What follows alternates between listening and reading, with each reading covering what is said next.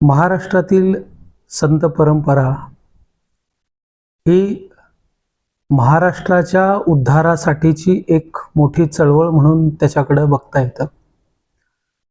मुळात महाराष्ट्र धर्माची किंवा महाराष्ट्राची ओळख सांगत असताना ती साधू संतांच्या अभंगाशिवाय किंवा साधू संतांच्या विचाराशिवाय, प्रबोधनाशिवाय ती पूर्ण होऊ शकत नाही.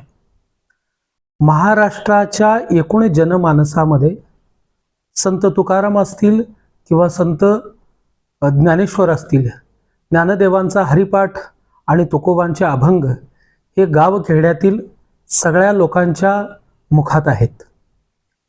याच्यातून काही गोष्टी आपल्याला अधोरेखित करता येतील की महाराष्ट्राचा मानस हा संतांच्या विचाराशी सहजपणे जोडला गेलेला आहे आणि हा विचार माणसाला किंवा एकूण महाराष्ट्राला समृद्ध केला असं आपल्याला म्हणता येईल.